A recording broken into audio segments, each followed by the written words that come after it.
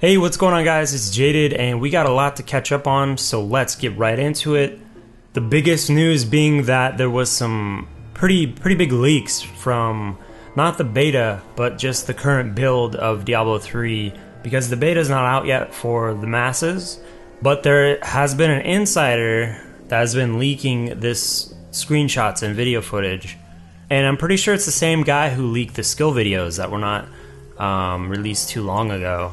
I never talked about them, so I'm going to cover them a little bit, but I didn't talk about them because they were just really poor quality. You know, I was hoping Blizzard would come out and say, you know what, we're just going to release full high definition with sound video on YouTube, but they never did, so still waiting on that.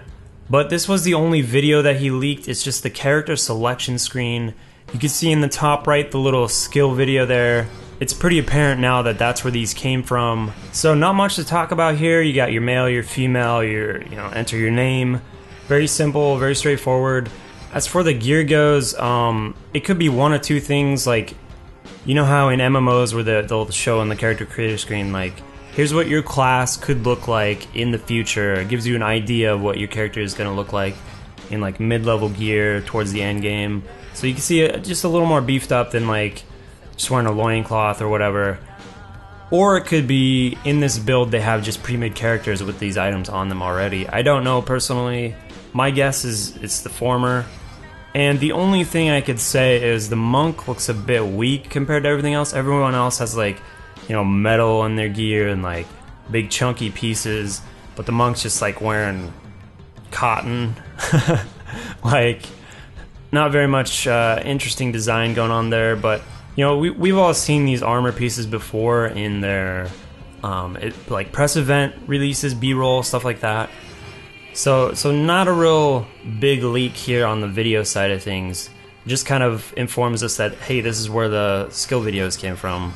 So as you can see, all this content's in 4:3 aspect ratio, which is unfortunate, but it's also suiting because the footage I put up is 4:3 for Diablo 2.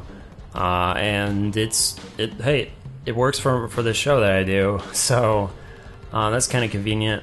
But starting off with some of the menu and the UI stuff, a lot of this we've seen before in officially released stuff in much higher quality, but it just confirms like this is what it looks like today.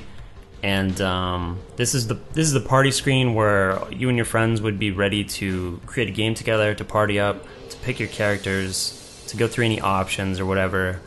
But moving on to this screen, and this is new. We've never seen this before. We never knew how exactly they're going to go about creating games.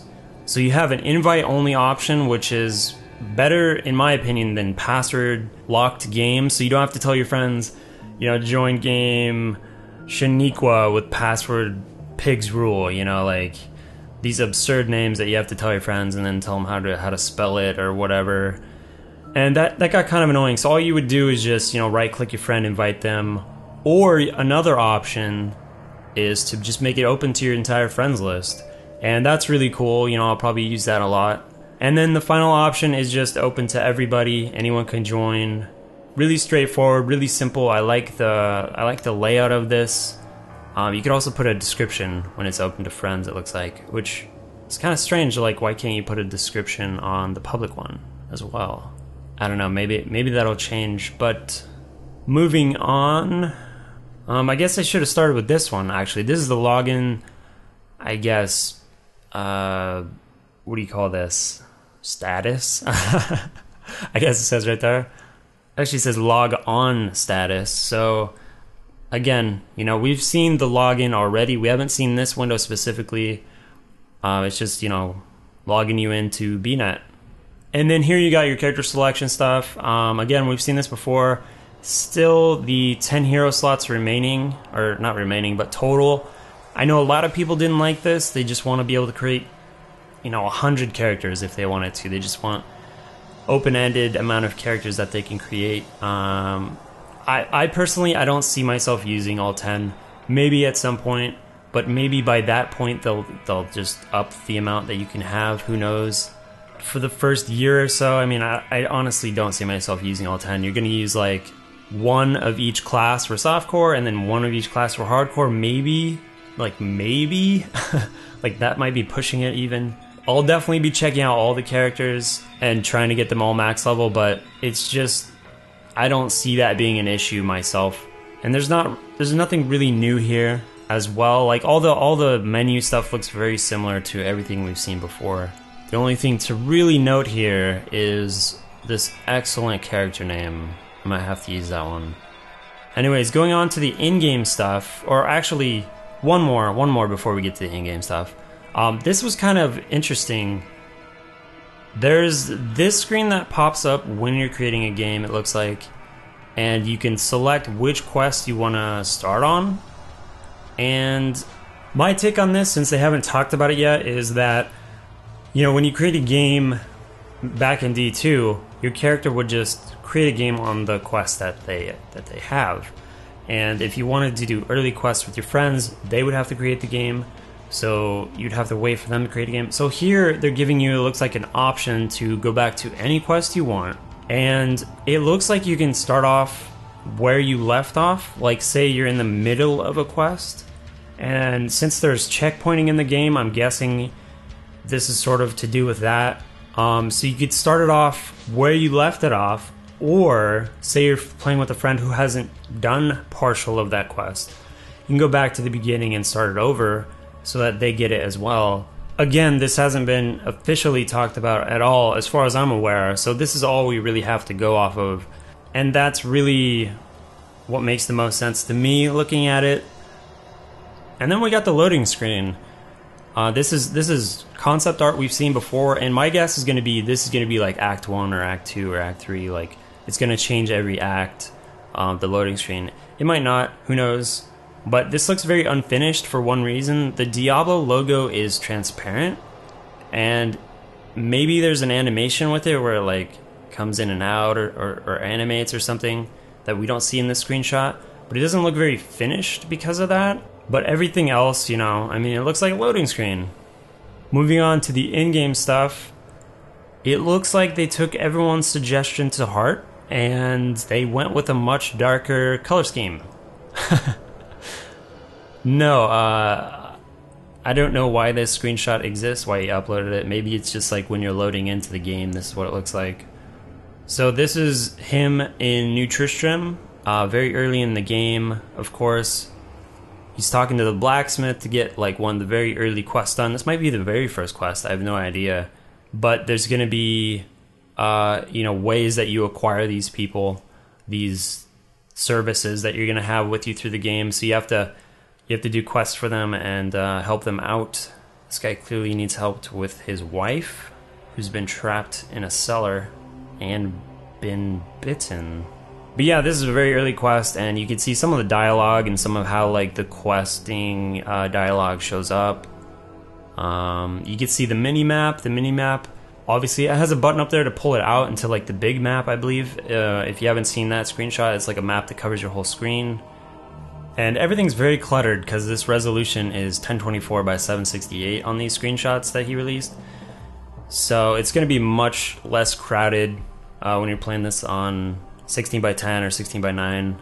But you can see the Cellar of the Dam. This is again part of that quest chain. I'm just, you know, looking through these screenshots, I'm just so happy that the game looks the way it does. While it doesn't have anti-aliasing going on, or, you know, the game's never shown that yet, I'm sure at launch or by release it will have an option for that. People are worried about that, actually, that the game just looks really old because it doesn't have anti-aliasing. But I've seen this time and time again with game development where they just don't have anti-aliasing till like towards the end, and everything's jaggy, everything looks gross. I'm actually, I have to wonder why game developers do that, if there's a real reason, because it makes your product just look really cheap. And I feel like it's like such an easy thing to implement, to just clean up your screenshots or anything you release. If anyone knows like behind the scenes why they do that, let me know. I would have to guess it just has to do with some sort of development reason. Like it just seems so absurd to me that they couldn't implement some sort of ghetto anti-aliasing for their public released footage. because it kind of just cheapens your game a little bit and doesn't show it in the best light that it could look. But I'm so pumped for this game. Like, it just looks so great. And looking at New Tristram and the way the lighting hits everything, it just looks so nice. And the final screenshot here is the logging out of your character. So no longer, they've said this before, that they're gonna have something, you know, to this effect where you can't just log out in battle. I'm guessing this only pops up when you're outside of town. So like if you're in town, you can probably just log out instantly. But if you're somewhere like in the middle of a quest outside of town, you're gonna have this countdown screen. So like if you're in the middle of battle, it'll probably just pop you right out of this and you can't even log out. But I'm guessing they made it 20 seconds because they don't want you like ditching your friends, you know? Because like you could have a friend who's just getting swamped and you're like, all right, bro, I'm gonna leave you behind and log out and let you handle that. Take one for the team in hardcore or something. So I'm guessing they made it really long, 20 seconds, for that reason. But yeah, that's all the leaked info that we got so far. You know, who knows if this guy is going to release even more later. It's just apparent that the beta is so close, and at some point it's not even going to matter that this stuff gets leaked. You know, it's within a week, probably within 2 weeks, somewhere in there. But it's definitely nice for anyone following the scene, for anyone following D3 to get just a, you know, a little snippet of something to taste. So as of recent blue posts, there have been a couple that I want to touch on. There's actually been a ton of blue posts. So two of them caught my eye. The first one is the way you're going to be able to name your characters. They say they're going to follow the StarCraft 2 method, which is pick whatever name you want. Doesn't matter if someone else has it. And I really, really love this because it's just a hassle to go in. Like, if anyone's played any MMO ever, they've run into this problem where someone has your name. I mean, even on websites where you just want a username that's your own and someone else has it. Like, for instance, when I signed up for Twitter, someone had "It's Jaded." Like, what? Why? Like, isn't this unique enough? I know jaded's not that unique of a word, but "It's Jaded." I mean, it's stuff like that that really deters you, and just it's frustrating. It's not a great system. So I'm glad they're going with this where you can just pick whatever you want, doesn't matter. And you can probably even have multiple characters name the same thing if you wanted, which is totally cool. But it's not finalized. They didn't say that that is exactly what they're doing. There might be some different things with it because in StarCraft 2, you don't have multiple characters. You're just, you know, one account name. But in Diablo, you have multiple characters. So I'd imagine it stays very similar. And like I said, maybe you can have like the same name for multiple characters. But I'm just happy they're leaning towards this way because it just leads to a lot less frustration. My only question is, how are you going to be able to look up people easily on their armory? Like, how they're going to work that in? I mean, potentially you could pull up 100 people with the name Jaded and be confused who's your friend. This is where, I guess, clans or some form of defining yourself among other people with the same name would be really nice. But again, they're not going to have clans for launch. But it is something they're looking toward doing later. Still, there was even a recent blue post about this. But yeah, that's pretty sweet. I like if they go this route. I definitely approve. So the next thing is light radius. And, you know, I think this was something that was brought up a really, really long time ago when the art style was talked about. Light radius is what made Diablo so atmospheric and so almost spooky to go around the corner and just see a ton of mobs in your face all of a sudden. It definitely added to the game in a way that really not a lot of games do this with light radius, especially nowadays. But basically they gave a very design-friendly answer to this, which is they're going to have a lot of flavor in this game. They're going to have areas that are super dark and give that original feeling of the Diablo franchise, of you're kind of in pitch blackness almost, and your character lights the area up, and there's just a real absence of light in the environment. And then they're going to have areas that are much more lit, you know, bigger, grander areas, open areas that have natural lighting, things like that. So they're really getting a lot of different flavors when it comes to light. and just giving you a variety of things to look at. If everything was pitch black, I don't think that would be a very smart way to go about it, but a cave is a cave, you know? It's going to be very dark. Whereas walking around in very open, grassy areas, it's going to be much more lit. And another thing to note that Bashak said here is they don't have any intention of adding like a plus light radius affix to items. And the reasoning is it would just be much less useful than, say, in Diablo 2, where that really had an effect. Even though I don't know anybody who specifically sought out items with that sort of modification on it. So confirmed, no light radius modification on items. Anyways, guys, that's going to do it for the D3 side of things. I realize there's a lot of stuff coming out now with the beta being very, very close. I get a feeling it's going to be, I want to say within a week or two that they release it to the public, or at least, you know, to the very select few lucky people who get in. Bashak even made a post recently that said beta invites will not go out today or this weekend. So they haven't been released yet. Nobody's in the beta yet. Keep your pants on. It's not going to come out this weekend. And they say that they don't know when it will, but they want to get it out as soon as possible, of course. They're just working out all the bugs, all the problems, getting it ready for the public. So that's going to do it for all the D3 coverage.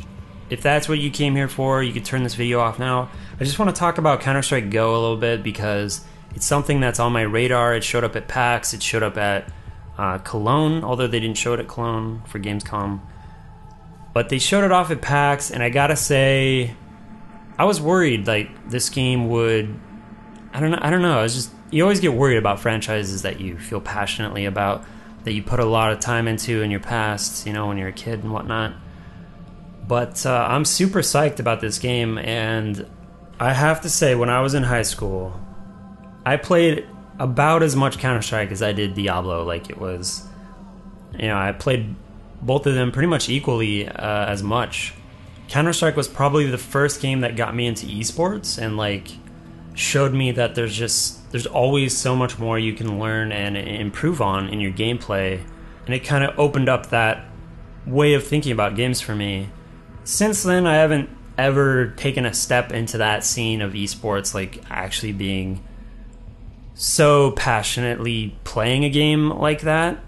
But I'm still, they're like bringing Counter-Strike to the masses is what they're planning to do with this. I'm not worried about it the least bit. Like, I think this game is going to be great. I think it's going to do exactly what they want it to. Just looking at the video and hearing them talk about it, I just hope they keep the old AWP sound in the game or something, you know, in the same vein. Like, that's such an iconic sound effect for Counter-Strike. So yeah, let me know, guys, if you are interested in Counter-Strike at all. I'm probably more excited for Counter-Strike than I am for Battlefield 3, even though I'm going to definitely check out Battlefield 3. But hopefully I get into the CSGO beta, which is supposedly going on in October sometime. So it'd be cool to be able to bring you guys some content from that. But yeah, let me know if you guys are interested in CS at all. If you were players in the past, or if you just kind of played it casually, whatever. Another thing really quick, I played the Baconing recently, and I was going to actually put up video for this video, but the game is so bad.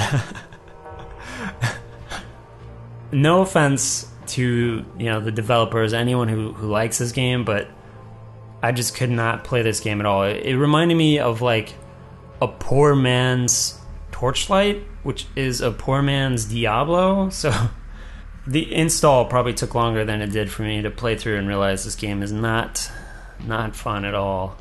But I just wanted fair warning, you know, if you were looking to get that game, I would definitely check out a demo or, you know, try to get your hands on it before buying it. It's not that great of a game. Anyways, that's going to do it for me, guys. Thanks for watching. I'll catch you guys next time. Peace.